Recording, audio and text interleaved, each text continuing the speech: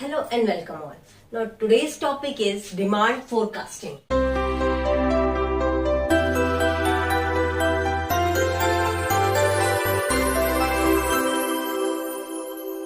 Demand forecasting क्या है? देखो, अगर हम डिमांड फोरकास्टिंग को देखें तो उसमें हमारे जो बहुत इंपॉर्टेंट स्टेप्स निकल के आएंगे वो क्या क्या हो सकते हैं।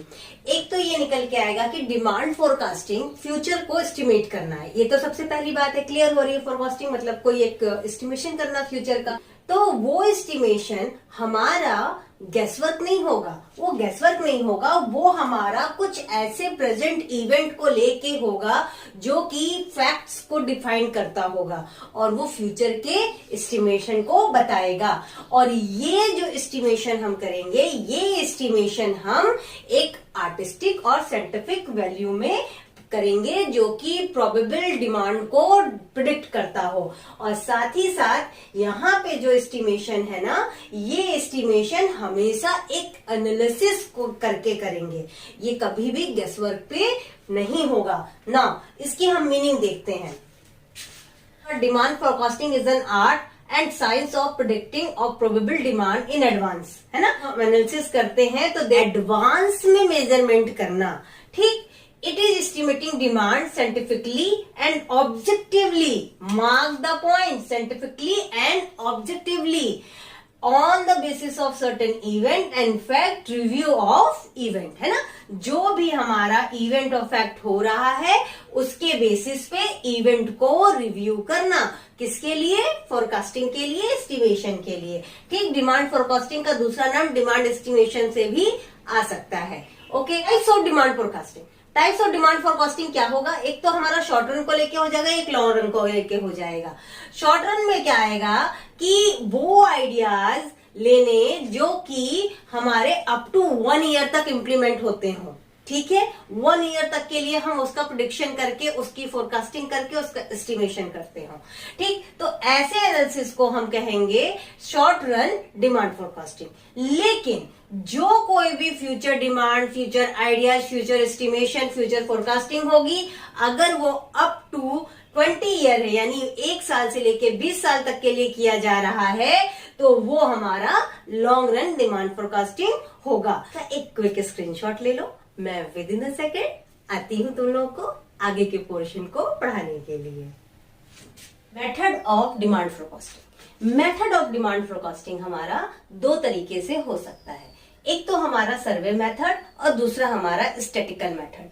सर्वे मेथड में इंडिविजुअल से ओपिनियन कलेक्ट करके, उस पर कंक्लूजन करके, समरी करके अपनी डिमांड को फोरकास्ट किया जाता है। वो हमारा कैसे हो सकता है? ओपिनियन सर्वे मेथड हो सकता है, हमारा एक्सपर्ट सर्वे मेथड हो सकता है, डेल्फी सर्वे मेथड हो सकता है और कंज्यूमर इंटरव्यू हो सकता है, ठीक। स्टैटिकल मेथड की बात करें, ये most of time long run के लिए यूज होता है। स्टैटिकल मेथड में इकोनॉमिकल और मैथमेटिकल टूल को कंबाइन करके यूज करते हैं, ठीक। First one is time series analysis, barometric technique and the regression and correlation technique. तो बात करते हैं हम लोग ओपिनियन सर्वे की। ओपिनियन सर्वे में क्या है? कंपनी सेल्समैन से ओपिनियन कलेक्ट करती है।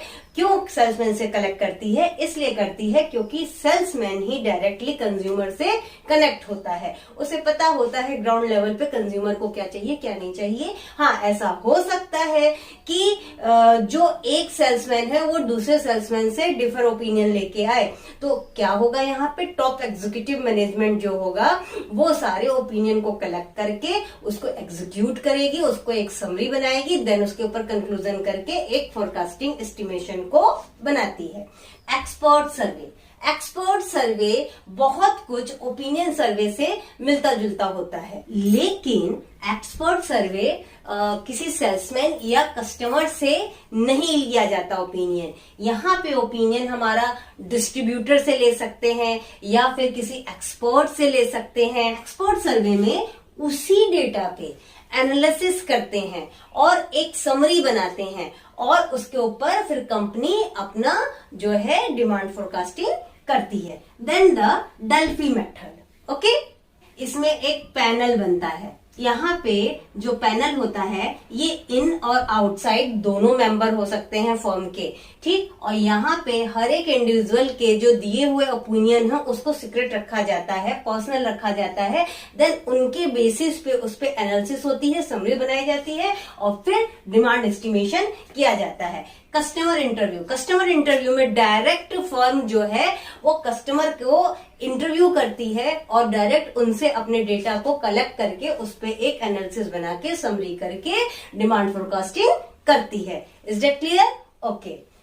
Next one is statistical method, जिसको कि लॉन्ग रन में यूज किया जाता है। इसमें आएगा हमारा time series analysis, barometric technique, regression and correlation technique. Time series analysis यानी कि ट्रेंड प्रोजेक्शन एनालिसिस, इस मेथड को एक well sound well establish company use करती है। जैसे कि अगर जिसका इंफ्रास्ट्रक्चर बहुत अच्छा है, जिसकी इकोनॉमिक पोजीशन बहुत अच्छी है, जिसकी सोशल कनेक्शन बहुत अच्छे हैं, फर्म ये एज्यूम करती है कि आज का जो करंट ट्रेंड है फ्यूचर में वही ट्रेंड हो सकता है। आज के ट्रेंड के यानी प्रेजेंट के ट्रेंड के बेसिस पे फ्यूचर के ट्रेंड का प्रोजेक्शन किया जाता है। बैरोमेट्रिक टेक्निक, देखो बैरोमेट्रिक टेक्निक क्या है? बैरोमेट्रिक टेक्निक वो टेक्निक है जिसमें कि आज प्रेजेंट इवेंट जो हो रहे हैं, जो प्रेजेंट इवेंट के बेसिस पे जो फैक्ट निकल के आ रहे हैं, उसी इवेंट और फैक्ट के बेसिस पे फ्यूचर का हमें प्रिडिक्शन करना, ठीक। और याद रखना प्रिडिक्शन कभी भी एग्जैक्ट नहीं होता है, प्रिडिक्शन उस जो इवेंट होने वाला है उसके आसपास हो सकता है, ठीक। बैरोमेट्रिक टेक्निक क्या है कि ये किसी भी कंट्री का स्टैटिकल इकोनॉमिकल इंडिकेटर होता है, ठीक। कैसे? किसी भी कंट्री का इनकम बहुत अच्छा है, नेशनल इनकम अच्छा है। देन अगर हम दूसरी बात करें, पर कैपिटा इनकम बहुत अच्छा है सैलरी है, अच्छी अर्निंग है, या फिर बात करें एम्प्लॉयमेंट की प्रॉब्लम नहीं है बहुत ज्यादा, तो वहां पे क्या होगा, वहां कोई भी फर्म फ्यूचर के लिए अगर ये डिमांड फोरकास्टिंग करता है कि हमारा इतना प्रोडक्ट मार्केट में आएगा जिससे कि हमारा वो मार्केट में सेल आउट हो जाएगा, तो वहां पे बैरोमेट्रिक टेक्निक को यूज किया जा सकता है। फिर है रेग्रेशन एंड कोरिलेशन टेक्निक। देखो अब यहाँ पे क्या है, जो रेग्रेशन है ये हमारा दो तरीके से हो सकता है, ठीक। एक तो हमारा हो सकता है सिंपल, एक हो सकता है मल्टीपल। सिंपल रेग्रेशन में सिंगल वेरिएबल का इफेक्ट और फैक्ट निकल के आता है जिसपे की समरी बनती है और डिमांड फोरकास्टिंग होती है। मल्टीपल रेग्रेशन में हमारे क्या होते हैं, मल्टीपल वेरिएबल इफेक्ट करते हैं जो कि डेटा को इफेक्ट कर सकते हैं डिमांड फोरकास्टिंग के लिए। रेग्रेशन कोरिलेशन टेक्निक को अभी यहीं पे हम लोग ड्रॉप करते हैं क्योंकि नेक्स्ट इसको क्लास में अलग से डिस्कस किया जाएगा, क्योंकि इसको अभी डिस्कस करेंगे तो क्लास बहुत लंबी हो जाएगी, ठीक है। अभी फोरकास्टिंग के मेथड में इतना समझ लो कि रेग्रेशन कोरिलेशन का मेथड भी डिमांड फोरकास्टिंग के लिए यूज किया जाता है।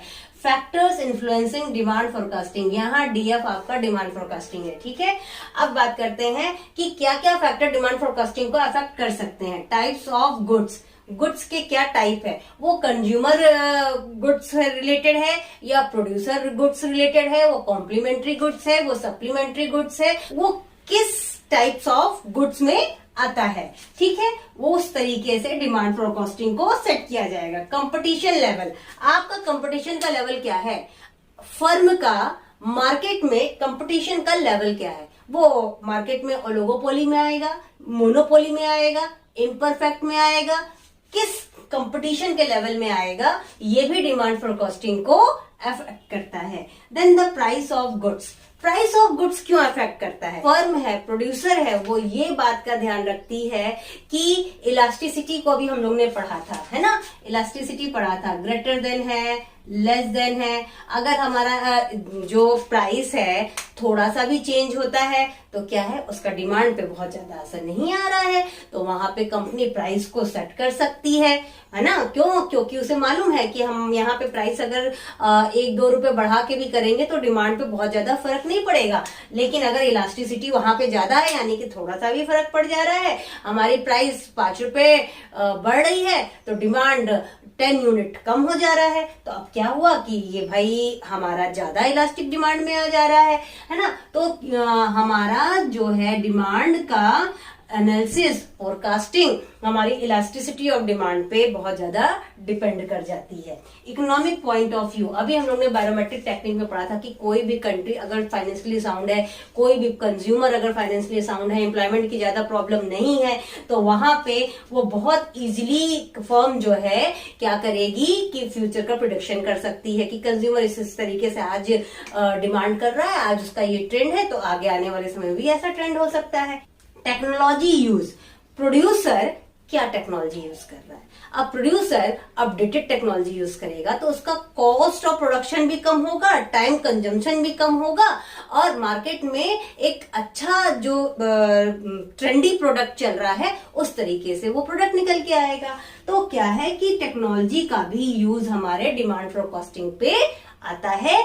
क्यों आता है? क्योंकि अगर कंपटीशन में मार्केट में रहना है तो हमको और अपने कॉम्पिटिटर के अकॉर्डिंगली ही टेक्नोलॉजी को इम्प्लीमेंट करना पड़ेगा अपने कंपनी में। ठीक, तो ये तो बात हो गई आज डिमांड फोरकास्टिंग की। ओके, आई होप कि तुम लोग को अच्छे तरीके से समझ में आ गया होगा।